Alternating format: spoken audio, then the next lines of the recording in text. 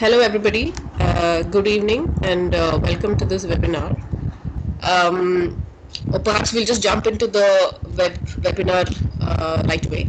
So I think many of you might have already seen the report. The report that I mean. So it's fairly extensive. Specifically, our objective has been to consider what beyond credit. So just moving on into the slides. I think so. Before we get into the specifics of the report, this is an opportunity for us to kind of set the stage and just go back to the basics, right? To understand what should the role of the financial system be in terms of how it wants to or how it must serve individuals, households, and enterprises. Our universe of interest is really low-income households, people who are traditionally underserved or unserved by formal financial services. Our belief strongly is that we want to bring them under the fold of formal financial services because of various advantages and protective measures that are available and in place. And of course, we can debate whether they're doing a good job of it or not. But for households, irrespective of whether they're low income or not, we all know that there is a need for the four kind of functions, which is credit, insurance, investment, and retirement. We need credit. At least households need credit for managing cash flows, increasing capacity of their business concerns. Insurance is required in order to cover, to protect from a financial burden caused due to a financial or non-financial shock or any unforeseeable event. It need not be a shock; it could also be something that can be measured through a parametric approach. We need investment products simply because in addition to investing in physical assets, there is a need for exposure to and taking exposure in financial assets that can give reasonable returns. High, low, etc. is a matter of synthesis at the point of the household, and the key feature of why we need financial exposure, financial investments, is really that it's uncorrelated with my job, uncorrelated with my local economy, and it is able to give me, and the returns will help me meet a spectrum of long-term goals, not necessarily very short-term. We need retirement products, which is again a long-term goal for households and specific individuals in the household, because we need income security and a way to kind of supply funds for the consumption that I will continue to incur upon old age, where I cannot earn an income. Okay, so with that in mind, there are certain features low-income households which are specific to them. If we were to construct a P&L, a cash flow statement, and a balance sheet for households, we will see certain features.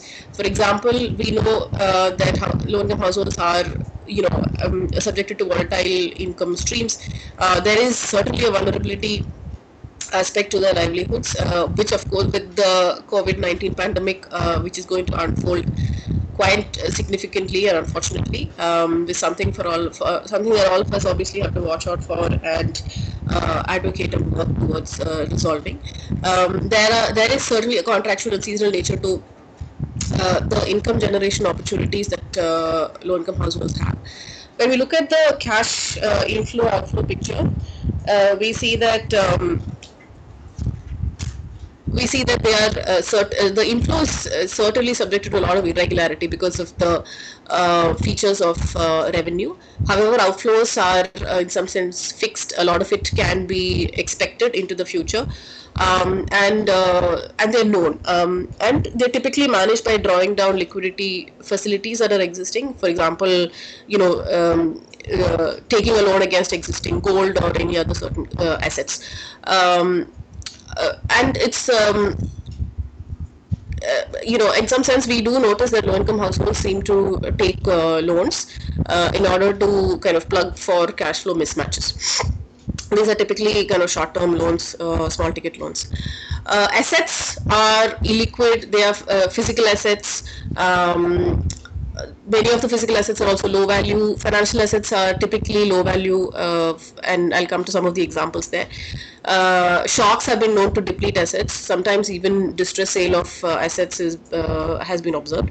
So within this, I mean, we have to keep this in mind when we think of all of the products that are available out there. On the right side of the screen are really a set of products that we have on insurance, investment, retirement functions, and this is really the uh, kind of kind of the supply universe that we are dealing with, right? And what the report has focused on.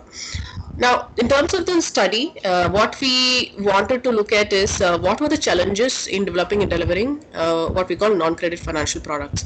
And in order to do this, we have taken a big assumption, which is that there's no question that there exists a demand for these products, right? That of course can be debated, and we do need a lot more demand side studies to showcase what are barriers. However, in this study we've looked only at supply side issues. Specific to so what we did is we looked at three typologies of business models, what we call traditional monoproduct providers, multi-product providers, and fintech models. Traditional monoproduct providers are those which are specialized in manufacturing a specific kind of product. So for example, the insurance company, and it has its own traditional distribution models. So see the insurance agent broker type models. The multi-product providers are typically, typically banks, NBFCs, the different categories of banks, where they are able to. In fact, these are the only guys who have the ability to become distributors of all of the products out there that we are interested in. And fintech models, many of the fintech models are mono-product distributors, and typically they have a digital only, or primarily the interaction with the customer is through a digital interface.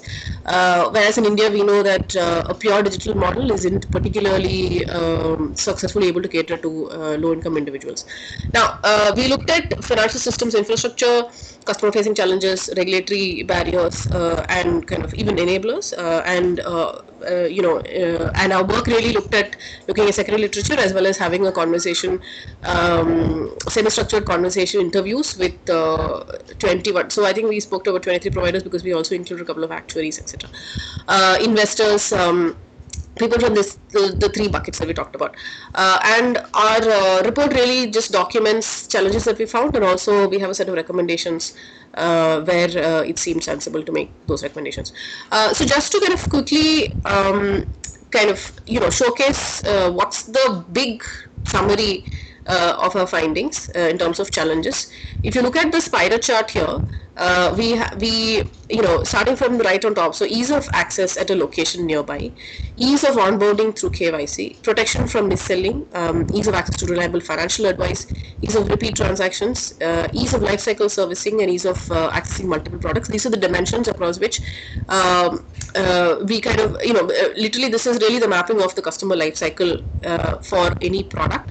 And this is our kind of broad conclusion, that the traditional monoproduct providers actually scored the least, and that gradually improved for multi-product providers.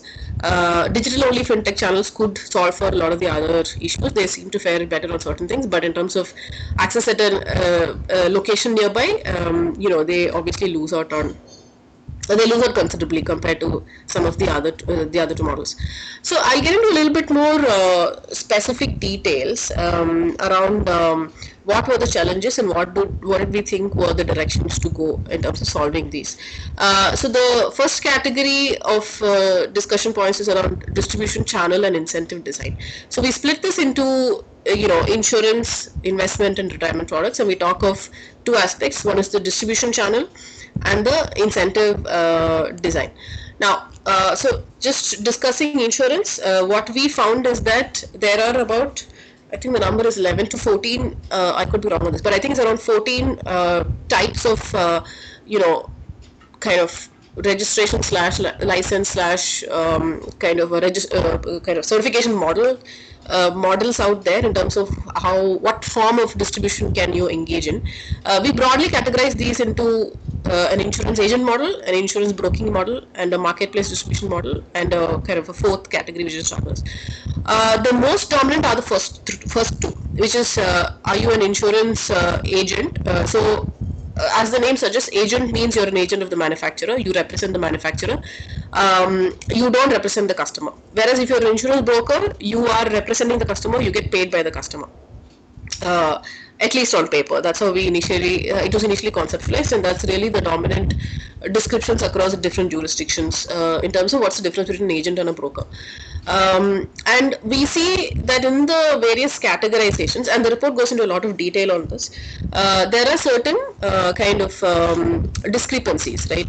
So, for example, discrepancies or some of these features which don't seem to have resulted in meeting of the objectives for which this kind of features were included. So, for example, insurance agent model has restrictions on the number of insurance companies that you can, whose products you can sell. So that's really two life insurers to two non-life insurers, and there are various category specific restrictions.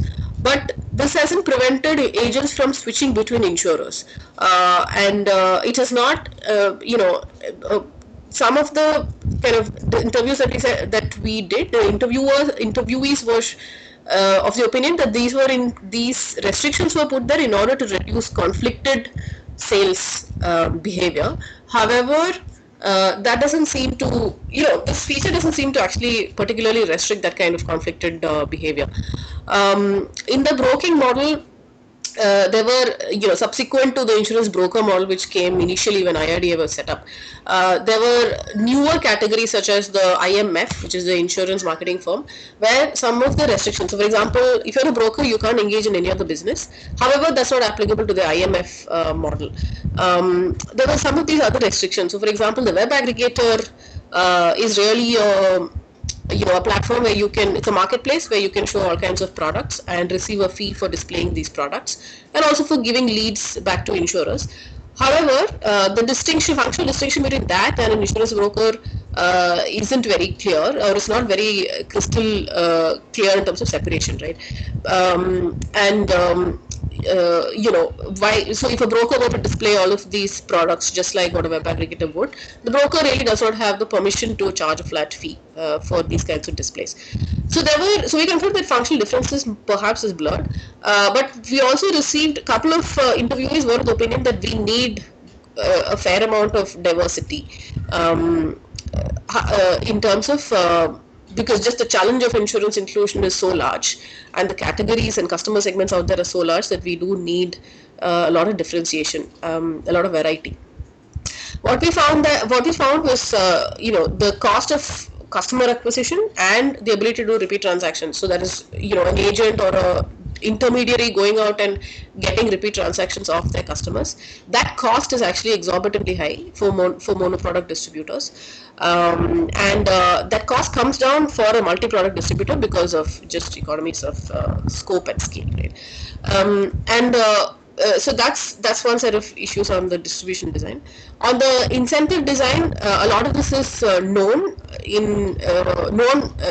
among financial inclusion practitioners, that while we saw all of the differences in the various distributor categories, IRDA has kind of applied a uniform volume-based incentive structure across what's called insurance intermediaries. So all these categories are collapsed into what's a descriptor called the insurance intermediary I think it's regulations, where the incentives are fairly uniform across all of this, with a few tweaks here and there, especially for the micro insurance agent category. A lot of the observations are around, a lot of the behavior in the market has been around how the high upfront commissions and the very low trail commissions have resulted in a lot of lapsing of policies and churning happening, right? And we are all aware of what's called the persistency ratio, where for a minimum 5-year kind of endowment plan, if we were to look at how many customers or what percentage of customers came back to make their second year, third year, fourth year and fifth year payments, that's really the first year, second year, third year, fourth year, fifth year persistency rates. Those were really, really low, right, compared to what should be what's probably a global average. However, the global average numbers are just what we took is from market reports. It's not fully substantiated, because you can't have a global average where a lot of countries perhaps may not even have these products out there. But this is a known fact. Lapsation of policies is a known fact in the country. The absolute value of commissions for a microinsurance agent is again really, really low, and that's obvious because typically commissions are a percentage of premiums, and when the premiums are very low, commissions are obviously very low. And so it's not possible to run a viable microinsurance distribution business if you choose to do that on a standalone basis. So just moving on, I'll switch to investments. And apologies if the switch back between insurance and investment, etc., is confusing. But please, be patient with me on this. On distribution channel, so just going to investments again, we look at distribution channel design and we look at incentive design. Investments, it's as a function is offered by multiple products out there, and these are under multiple regulators. So mutual funds are under SEBI, endowment plans and ULIPs are under IRDAI, fixed deposits are under RBI. Now, and certain kind of permissions to distribute all of this, that permission is available only to banks. And to a certain extent to NBFCs. Fixed deposits, obviously, NBFCs can't distribute. And of course, on the insurance side, we've seen endowment plans and ULIPs. We've seen that most of the insurance distribution models can distribute these, except for microinsurance agents and what's called POS persons. On the incentive design for investments distribution, we obviously had to go through each regulator's approach to distribution of these products.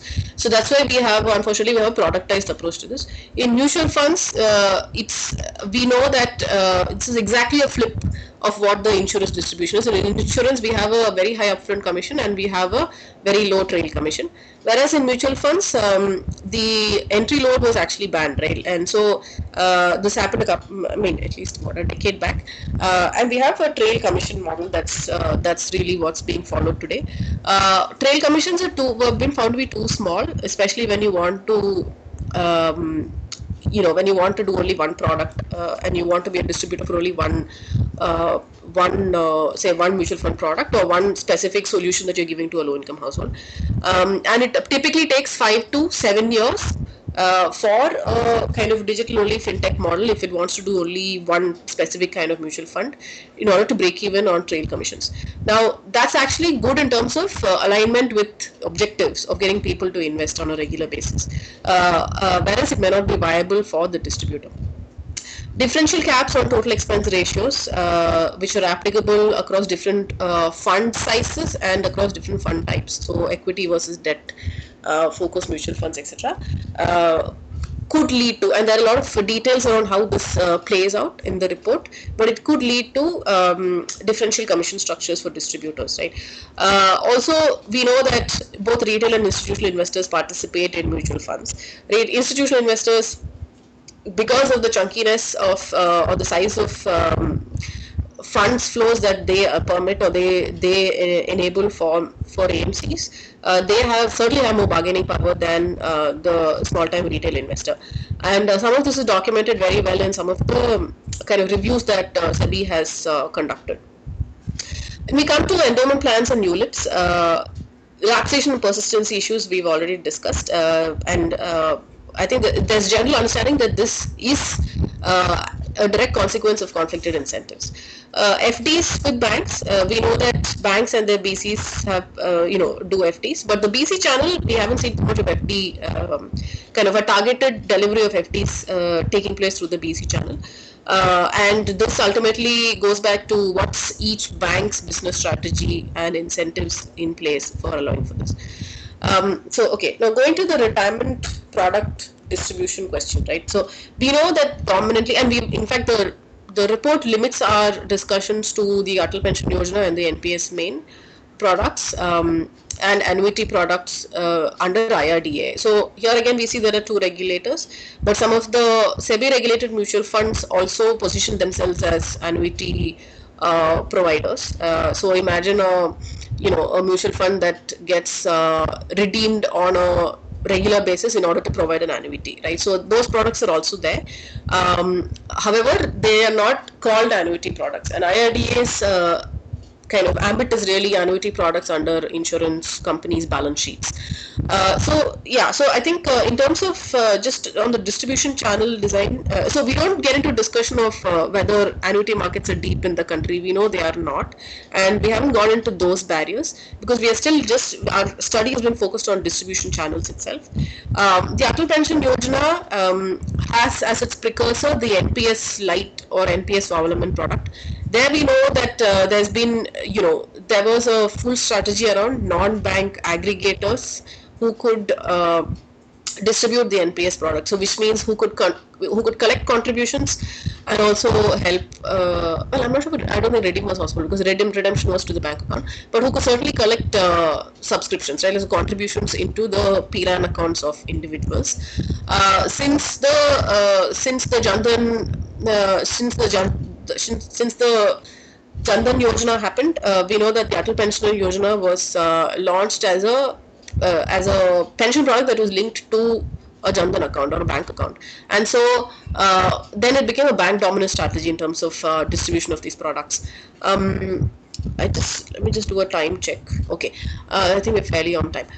In terms of NPS main, I think we will keep that out of the discussion simply because the minimum investment size per year, etc., are I think 6,000 rupees or so, which is fairly not accessible for low-income households, right? But although it's a good product, it's not something that has been marketed to low-income households. So we'll just staying with the Atal Pension Yojana itself. I think some of the issues that a lot of distributors, such as NBFCs, faced were one which we haven't kind of documented in the report, but this whole switch away from NPS Lite has resulted in kind of tremendous loss of trust, right, for consumers, because people didn't know whether they could get their money back, whether the PRANs were still valid, should they opt out into the APY. A lot of issues were there. But just on Atal Pension Yojana itself, because banks now had to be the dominant channel and non-banks couldn't distribute this product or engage in distribution of APY unless they were a BC to a bank. So that was the new rule by PFRDA. Unfortunately, while this is, makes sense on paper, there are certain hiccups, right? And the BC channel, some of the hiccups that we talk about in the BC channel in the slides further to this kind of apply equally here too.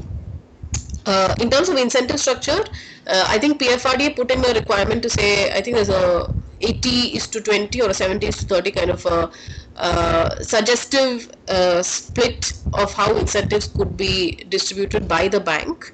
So if there's 100 rupees incentive that PFRDA gives for taking in new enrollees under APY, 80 rupees the bank was free to keep up to 80 rupees for themselves and distribute the remaining 20, right? And we know for a fact that the last mile distributor, say you can imagine it as an NBFC or any kind of real sector distributor who actually does a lot of the work around getting people to enroll, to come and kind of participate on a regular basis, they weren't being covered adequately for the costs incurred. So anyway, so I'll stop here in terms of just the three large functions of insurance, investment, and retirement. Specific to, and a lot of the issues that we saw so far certainly were applicable to traditional monoproduct providers and distributors. But specific to multi-product originators, so like I said, these include banks. Particularly, we had as interviewees small finance banks, NBFCs, payments banks, just to understand what they had to offer and what were the challenges that they were facing. Because some of these models were introduced by the RBI as a solution to kind of tackle financial inclusion, as a kind of approach to try something new and kind of see if they could do something much better than what a traditional commercial bank was able to do. So we saw there was acknowledgement that there are cost savings accruing from economies of scope, right, and also informational advantages because you're already there, you know the customer. However, at the last mile, there were two key challenges. One was challenge of prioritization. So basically, when and typically this happens when there is a credit product being kind of the lead-in conversation, right? Like that to say, here is a credit product, but I also want to sell other non-credit products such as insurance or investments for you. There is a huge challenge in terms of prioritization because you can't sell or rather the last mile, the last mile employee or agent or representative really has this problem of not being able to convince customers to enter into solid investment products when the urge at that point is to make sure that the credit gets dispersed or they become eligible for it. On insurance, we've seen that yes, customers do say yes to certain insurance products, whether or not it's the right fit for their requirement. Credit life insurance is a good example of that. The report also documents certain other issues with the credit life insurance. Why it's not at all aimed at the household. It's actually kind of a credit risk portfolio protection that is being paid for by households.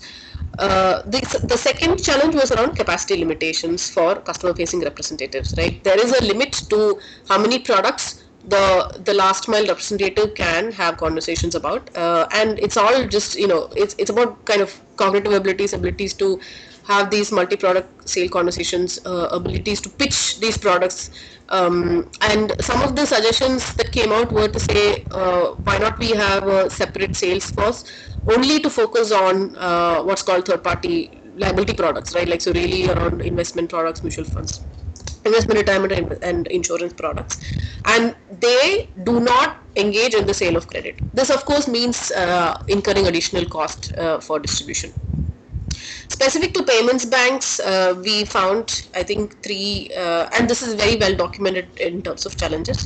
The restriction of rupees 1 lakh in how much money can be put into in a bank account for both savings accounts and current accounts. The fact that payments banks cannot become BCs to NBFCs. So while they are certainly the last mile, their services cannot be used by NBFCs to do check-in, check-out, and what's called checking accounts. Payments banks also cannot offer term deposits, right? And so FTs, while they are certainly in the last mile, they can't offer a fixed deposit, while there is tremendous interest for these products. So our recommendations are, I think, straightforward here to say NBFCs should be allowed, payments banks should be allowed to become BCs to NBFCs. On the business correspondence side, there were several limitations. One is really capacity limitations of the agent BCs, the viability of BC touch points. A lot of the BC touch points hadn't really evolved into selling these products. It's been, and perhaps there is, perhaps there are very valid reasons for it, right? Like the capacity limitation point is that you can't expect a lot of BCs to undertake these kind of complex product sale conversations without inadvertently misleading the customer, and that's certainly something that we don't want to. The agent BC cannot work for more than one bank, so this is really what we call the white label BC. While technically, it doesn't seem like there are restrictions. We see at a market level, there are kind of, I wouldn't say anti-competitive, but there are certain banks who do not permit their BCs to operate, their agent, do not permit their BCs to make sure that their touch points or the agent BCs do not offer other banks' products, right? So these are, so I think taking these into consideration, I think we still continue with the recommendation of white label BCs, which were initially made by the Moore Committee report. However, an addition to this is to consider what's called, a marketplace model where you have certain large kind of corporate BCs who could be given this kind of a license, and therefore now banks start to consider what products do they want to sell. So really imagine the web aggregator in insurance, but imagine a BC who's able to offer a suite of products to the low-income household. And this is obviously very idealistic, but perhaps this is probably the first starting point to move banks, to nudge them towards thinking of having strategies which are specifically targeted to low-income households.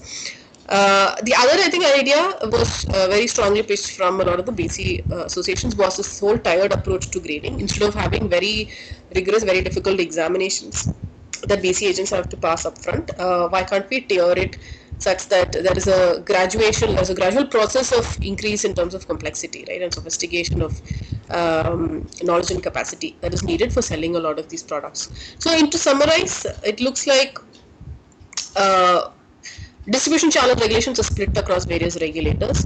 However, we know products need to be synthesized at the household level, right? Households cannot access advice, financial advice easily, so it's very difficult for them to decide what products to purchase. So, with their limited understanding and with conversations with peers, they do go ahead and make decisions. The other kind of particularly prevalent is that low-income households will have to go to multiple distributors. This has been the order for many decades now. Instead of having one place where they can get all of this. So our recommendations were around, just I think the most important recommendation is around considering what's called considering a new license, a new form of license, where all the four regulators come together and say, here are a set of eligibility rules for becoming what's called a financial services intermediary. And if you meet those rules, and then you can get this license, you can engage in, and you have the freedom to engage in all of these products as long as you meet certain requirements, right? So one is really obviously proving that you have enough capital to commit against operations risks and customer protection risks. The requirements in terms of what you should be able to do and capabilities to do is that you should be able to do all transactions such that they are initiated by the customer digitally. So really using biometric authentication or two-factor or kind of video, a couple of the other options that are out there. All the transactions must be accounted for by end of day or by the next day, so that that's happening in the backend. So that requires adequate tech enablement to be able to do that. So to move away from a paper-based process. So if I have all of these, then I should be permitted to get this kind of a license. Permissions to reuse KYC, that's already done. So I'll come to this point later. Suitability principles must be adopted for the sale of financial products. So really you have freedoms to sell all products. However, you need to do that responsibly, and you have to follow certain principles around how you kind of pitch these products. Your incentive plan must be effective in preventing mis-selling, right? So we'll come to that in a bit in terms of what we've been seeing. So if we were to consider this kind of a license, then the regulators could consider collapsing in a phased manner the existing, the myriad distribution licenses or registration types that are out there, bring them under the fold of this. So there are certainly some advantages, and we'll come to that in terms of how this kind of an approach would help. Our recommendations on incentive design are really, to focus incentives such that they're aligned with suitable outcomes for households. So this would include, I think 5 points. One is that incentives must be proportionate to the cost and effort incurred. So for example, large or more well-established distributors, they should face a progressive reduction in commissions because of their economies of scale. Any upfront commissions can be a percentage of premium, but it is capped at a maximum of say rupees 10,000. Right now there is no cap in the insurance distribution incentives that are out there. Maybe we should consider a kind of size cap in terms of how much should trail or subsequent year commissions be vis-a-vis the initial cap. In terms of and the other thing is to, of course, avoid upfront commission. But if that's not possible, then we can do some of these approaches. We have to incentivize repeat contact and transactions, right? There are a lot of kind of distributors out there who perhaps have not even met the customer or interacted with the customer for the second year, fourth year, fifth year. However, because the customer is able to make repayments so if the customer is able to make their premium contributions, the agent gets the commission, right? And is that fair? That's a question to ask. Certainly, people who take the effort and get people to kind of do these transactions need to be incentivized appropriately. The other is to incentivize good claims or payout experience. So imagine an annuity that has been sold through an insurance distributor. Has the distributor helped the customer to wait for, so example, somebody gets into a pensions or annuity scheme where the annuity kicks in after say 10-20 years. Does the distributor actually go back and help the customer at that point to set up the annuity in order to have a seamless experience? Then why not, right? Like why not incentives kick in there? Can we help distributors also partake or participate in the claims process in order to just support customers do a good claims claims submission, good claims? Right now, that's not there at all, and this is certainly something that certain some of the insurers had suggested. The last is, of course, tracking bad behavior, right? If we were to see a lot of churning of customers under specific distributor licenses, then perhaps those individuals or those distributors, corporate distributors, should be blacklisted or fined. Because yeah, I suppose blacklisting is really the extreme, but really, if certain behavior is not acceptable, then we should be more stringent. Regulator needs to take more stringent action on some of these things. In terms of, so that's really the first section. I think that was the most meatiest of all sections. But I'll move over to suitability and product design. Many of you will be aware that suitability or the appropriateness of products, financial products sold to households, has been a position for Dwara Research for many years now, and there has been, we have made a fair amount of progress in improving or refining this outcome for households. But however, the journey is just started. There's a lot more to kind of cover. So just to kind of in this context, the universe of products is what's showcased on the left side. But for a household that's trying to take a decision, say for example, how much of insurance or what kind of investment product should I engage in, there really are a whole bunch of unique characteristics of households that they need to consider, right? So for example, what is your existing exposure to and the nature of physical assets? What's your risk absorbing capacity? Do you have adequate net worth? What's the human capital? What stage of human capital are the various members in the household at? Does the household have an ability to make inter and intra-year investments which are aligned with the cash flow picture? What is the existing exposure to and the nature of financial assets that are there, physical assets obviously. Now these are inputs that ideally the distributor or the provider should be considering in deciding what product to kind of sell or pitch, right? And so really suitability is really encompassing all of this in a manner that is really process driven, so that you can bring down subjectivity. In terms of so for the purpose of this report, we look at kind of two aspects of suitability. So that's really how can you improve disclosure? So have some uniform disclosure requirements for all financial products. But that's not enough, right? So we really need to push the boundaries of what's considered suitable, and push the boundaries of kind of the liability that is placed on distributors if they engage in or pitch and sell products which are completely unsuitable for consumers. So just to give an example, on investments, we believe that currently the market is at the level of measuring or recording what's the risk appetite of the customer, and based on the risk appetite you sell a particular product. So mutual funds have this whole color coded system of risk. I think it's called a riskometer, where you say these products have these colors and therefore they are less risky or highly or more risky, and then there's a way to capture the risk appetite of the customer through some kind of a 3 or 4 question survey, right? And based on that you pitch products. However, we would say we need to move to what's called a risk capacity approach, right? Irrespective of the risk appetite of the individual or the household, what's the risk capacity or the capacity to undertake risky investments, and that should perhaps guide the conversation and the ensuing product that gets pitched. In insurance, I think on suitability is really to ensure that products are appropriate and adequate for the customer's interests and the customer's kind of ability to pay premiums. However, what we saw was that the current realities in operationalizing suitability were far from kind of ideal.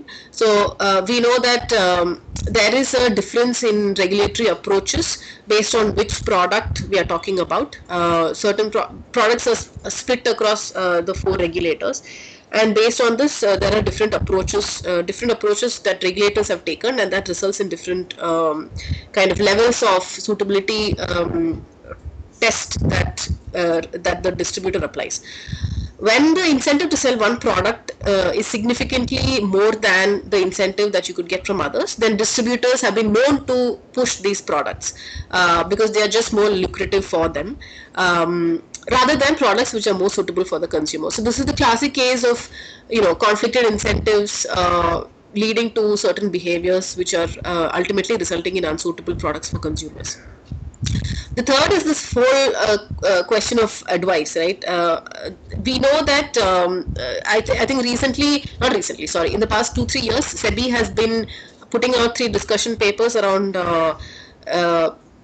incidental advice, and if when a distributor or an agent gives incidental advice which is unpaid for by the customer, and that advice is perhaps false or misleading, there is no liability for this kind of behavior.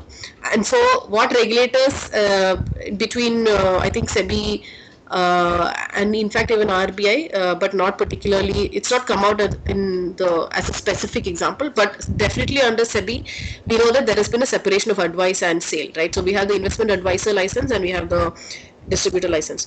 So advice and sale are kept separate, and this has specific kind of implications, and therefore the person who does sales has been engaging in incidental advice. Currently, incidental advice has been banned. I'm not sure if that finally came through from SEBI, but that's certainly a big issue to consider.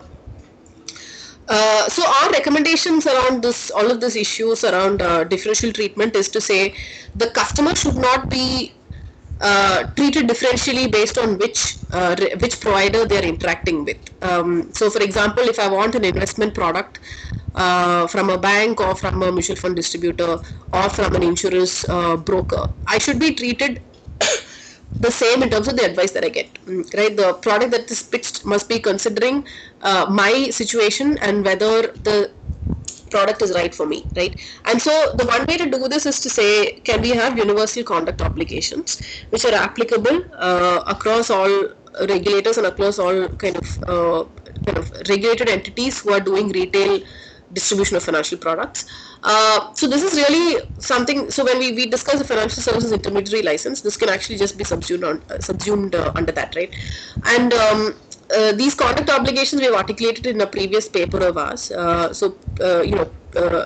Really the idea is to have regulators put out a set of suitability principles and some specific approaches to how they will do product suitability, or rather how they would expect providers to do assessment of product suitability, and this process is then supervised by various regulators.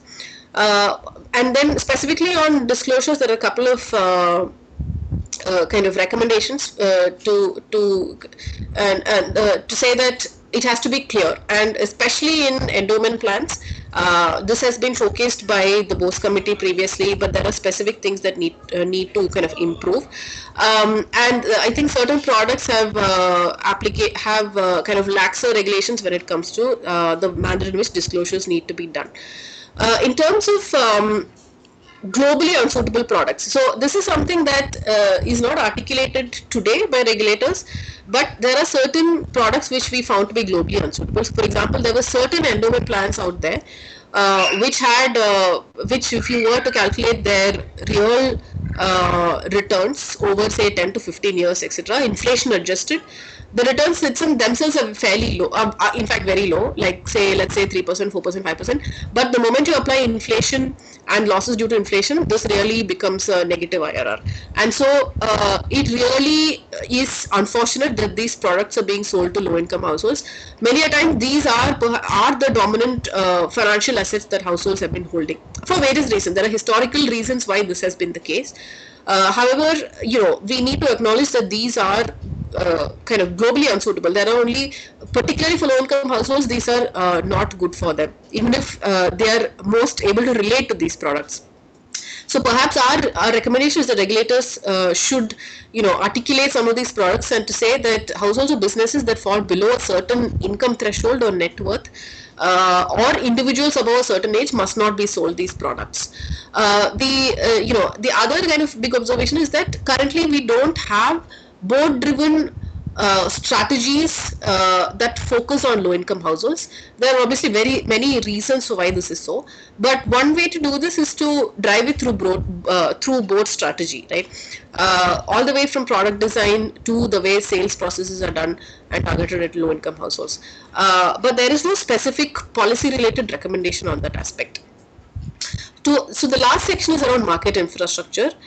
Here our findings were around KYC and on payments. So specific to KYC, we know that we have come a long way in terms of harmonizing KYC regulations across the various regulators. So the OVD lists that are there today, this is I think it's called the original verified document. These are the documents which are permitted as KYC documents, so across identity and address proof documents. These are fairly uniform across regulators. However, and also regulators do not mandate a physical copy to be kept, right? However, what we see is that for a product to be availed, KYC needs to be done separately, and so there's no way that a KYC that's already been done can be reused by the same institution, or for a different product which is under a different regulator, or for products which are even within the same regulator. So if we can enable some kind of a reuse of KYC, that would be great. So our recommendations here are around really revamping the centralized KYC registry under CIRSAI, right? This was really the solution to this. It was pitched like that. However, there have been various reasons why it hasn't come through to solve this problem. The second is to permit, for example, the CVL KYC, which is undertaken by SEBI registered KRAs. Can we permit other entities under other regulators to rely on CVL KYC, right? Because it's really your identity and address proof that have been kind of verified by CVL KYC or the KRAs. The third is, can we reduce or eliminate the need for KYC if the transactions originate from a KYC verified bank account. This was a recommendation by the Nilekani committee, and we've used that here because we just feel that makes sense. All four regulators must have some kind of uniformity around how they allow for digital means to complete KYC, Aadhaar KYC, video KYC. So since the publication of our report, a lot of progress has been made on this last aspect. On payments, we find that especially to do recurring digital payments or recurring, automated recurring payments from a bank account, there were certain I would say limitations that were seen, right? So one is that the physical ECS mandates need to be collected. Imagine a remote rural location where these physical ECS mandates need to be collected, and then they need to go to places where those can be executed. The quality of ECS supported kind of branches, in fact the number as well as the distribution of these branches is very, very sparse, and in fact we looked for this information. We couldn't find something beyond, I think, 80 or 200 or so kind of so that's really not adequate, and especially there are a lot of regional variations. For example, 28% versus 60% in terms of ECS supported accounts when you see it in Bihar versus Tamil Nadu. Yes, there could be reasons for this kind, because you need infrastructure, you need internet, etc. to work, you need core banking systems to be in place in these branches, but perhaps there are ways for regulators to, or rather the RBI to start putting out information around how banks have been providing the ECS facility across their branches, ways to measure the quality of these. The second observation was related to Jan Dhan accounts. So there was a study from Microsave which found that less than 50% of Jan Dhan account holders actually had debit cards. And you need debit cards in order to set up e-mandates, and you need because you need the debit card plus OTP mode, right? While the RBI has permitted for transactions below 2,000 to be set for the recurring payments to be set up through auto debit option. If you don't have debit cards, a lot of these can't be set up. So debit cards which are linked to your kind of mobile number, etc. There were also severe penalties that were levied on auto debit defaults, right? And between banks, this spread seems to be between 100 to 750 rupees, which are again debited from the bank account. So that's actually a fairly scary thing for first-time users of ECS mandates, right? And particularly for low-income households. One feature, which is the whole volatility in cash flows, volatility in cash flows that get seeded into bank accounts itself, means that we need greater flexibility in how we deal with ECS defaults happening, and so that's certainly a big issue. I think the last point was that customers couldn't electronically earmark or accumulate small ticket amounts, right, for funding insurance premiums or investment contributions. Right now, with the micro insurance committee report that came out, there seems to be acknowledgement of this problem. However, specific operational challenges still need to be kind of tackled. So our recommendations really are to say improve ECS reporting in terms of quality. Let's do better debit card kind of coverage of access, and allow for easy setting up of e-mandates and access to debit cards. Charges associated with failed transactions to be rationalized, right? So that's really the